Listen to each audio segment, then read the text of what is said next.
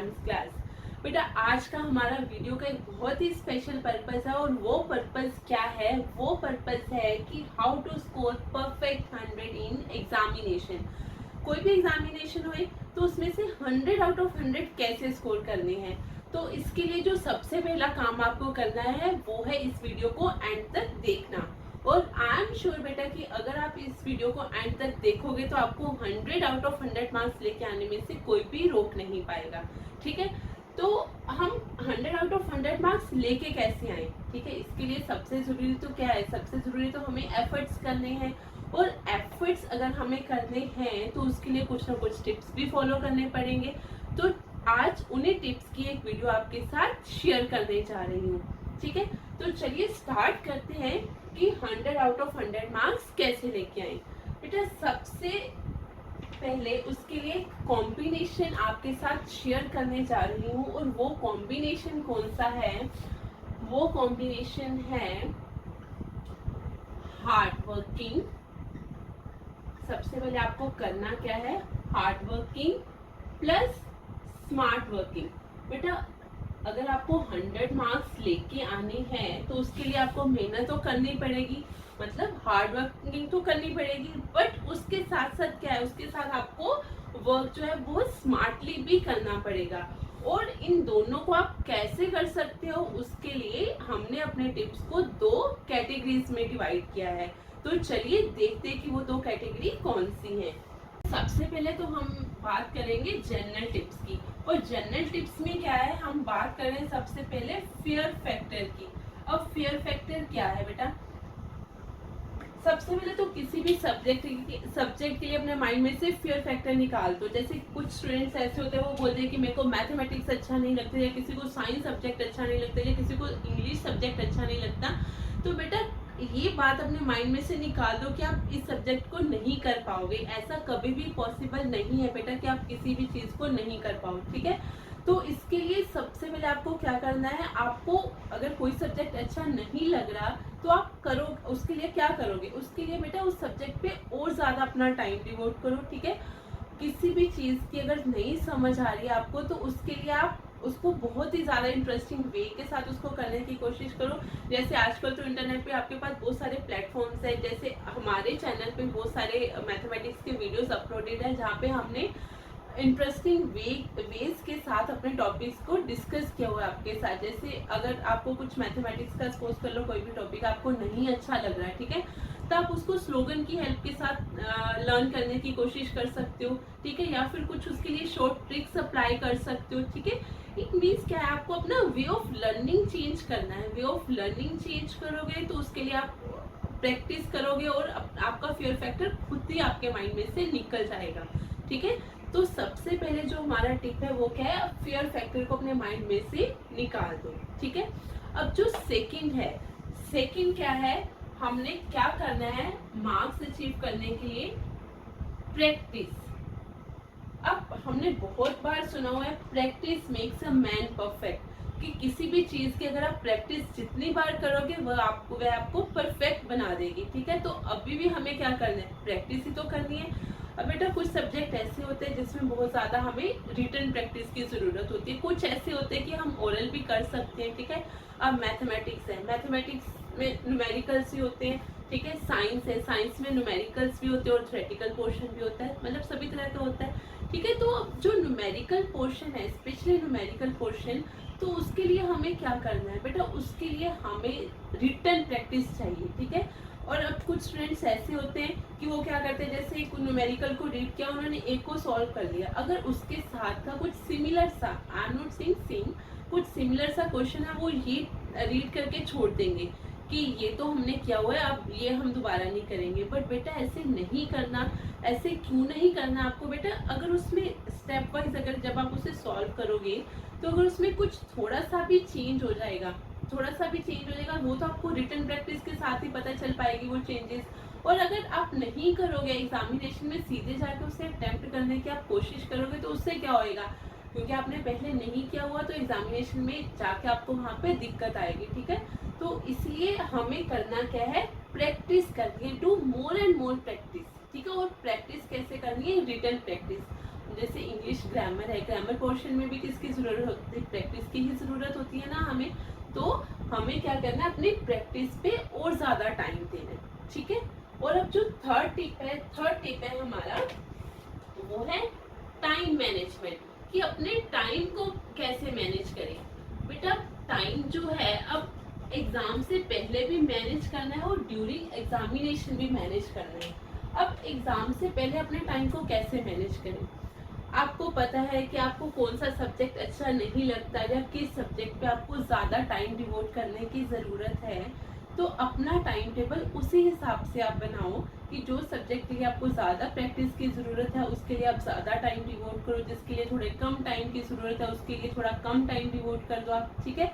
और उसके साथ आप और क्या कर सकते हो, जैसे एग्जामिनेशन में 3 आवर का एग्जामिनेशन है तो 3 आवर्स का अपने लिए एक मॉक टेस्ट प्रिपेयर कर लो, ठीक है। मॉक टेस्ट प्रिपेयर करो।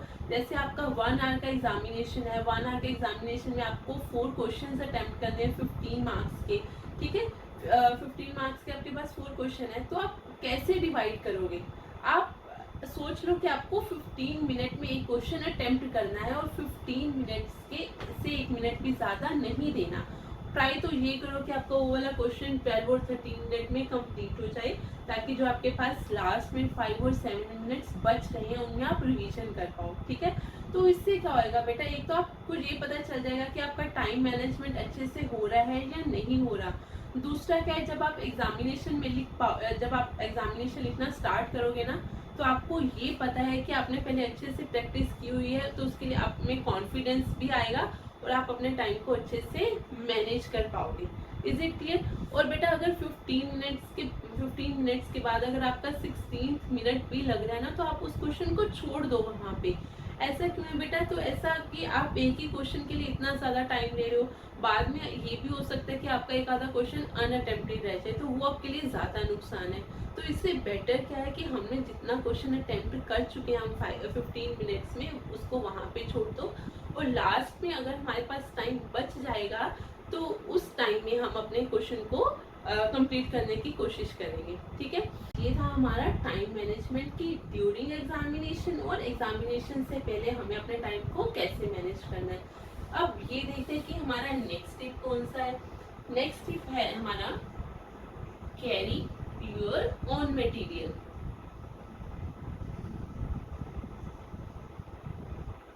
बेटा एग्जामिनेशन है, आपको बहुत सारे सामान की ज़रूरत पड़ती है, जैसे पेन है, पेंसिल है, इरेजर है, या फिर मैथमेटिक्स एग्जामिनेशन है तो उसके लिए आपको प्रॉपर ज्योमेट्री बॉक्स की ज़रूरत पड़ती है, ठीक है।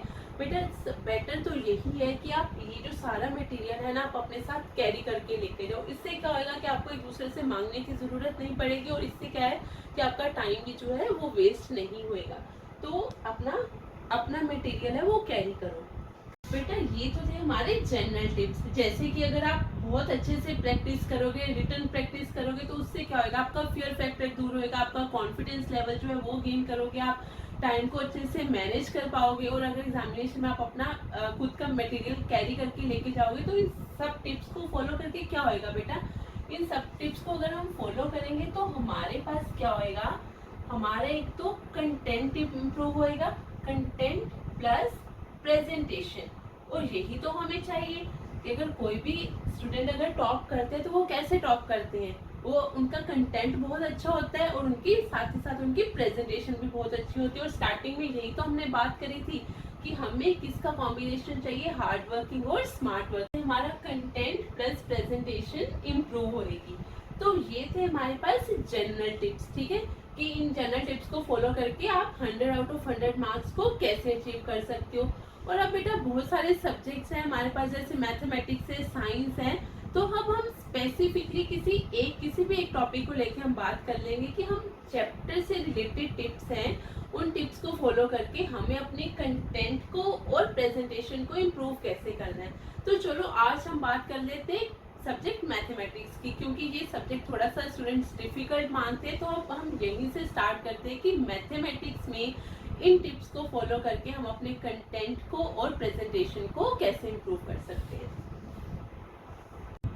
अब बेटा जो नेक्स्ट है वो है टिप्स फॉर मैथमेटिक्स। अब हम एक पर्टिकुलर सब्जेक्ट की बात करने जा रहे हैं जो कि है मैथमेटिक्स। अब मैथमेटिक्स के आंसर शीट में, मैथमेटिक्स के आंसर शीट में जब हम मैटर को प्रेजेंट करते हैं तो हमें किन बातों का ध्यान रखना होता है।